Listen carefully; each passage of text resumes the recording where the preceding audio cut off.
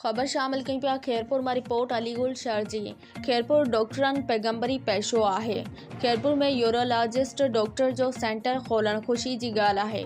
Doctor Mukhtiar लाखो doctor फर्क बमरो जो मोहम्मद मेडिकल सेंटर जो इफ्तिताह करण दौरान गालियों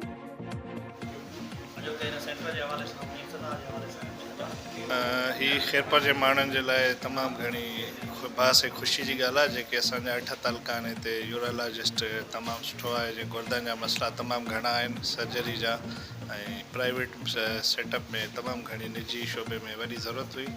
सो इंशाअल्लाह ताला साईं OPD ॾिसंदो हितां जे ग़रीब माण्हुनि जो ख़्यालु कंदो। साईं जो तालुक़ु नारे सां आहे त नारे जे माण्हुनि जे लाइ तमामु हिकिड़ी सुठी ख़बर आहे। सब खां पहिरियों त सभिनी दोस्तनि जी वॾी महिरबानी, तव्हां सभु आयो ऐं मूंखे हिमत वठाई। तव्हां सभिनी जी दुआउनि सां ऐं कोशिशुनि सां ई मां हीउ सेंटर खोलियो आहे। अल्हम्दुलिल्लाह मां ज़िंदगी जा 14 साल इस्लामाबाद में गुज़ारिया ऐं उते मां पाकिस्तान जी जेका सभ खां वॾी हॉस्पिटल आहे पिम्स, उते मां हेड ऑफ यूनिट बि रहियुसि ऐं उते असिस्टेंट प्रोफेसर बि रहियुसि। हाणे मां हिते वापसि पंहिंजे शहर खैरपुर में आयो आहियां। मुंहिंजी वधि में वधि कोशिशि हूंदी पंहिंजे खैरपुर वासियुनि खे वधि में वधि बहितरीनु सहूलियत ॾेई सघां, उन्हनि जो बहितरीनु इलाजु करे सघां। मोहम्मद मेडिकल सेंटर जो इफ्तिताह थियो आहे। उन हिसाब सां जेको आहे सो मां पहिरियों त साईं वज़ीर बमरो साहिबु, डॉक्टर गुलाम मुस्तफ़ा बमरो साहिबु ऐं सॼी बमरा फैमिली इहे जेको आहे सो मां मुबारकबाद पेश कयां थो। ऐं उन खां पोइ त तमामु यूरोलॉजी जे हवाले सां यूरोलॉजिस्ट तमामु घणो स्पेस हुयो असांजे माना खैरपुर में। डॉक्टरनि जी खोट आहे यूरोलॉजी जे सां, जेके मरीज़ काफ़ी परेशान थियनि था। अस्सलाम वालेकुम।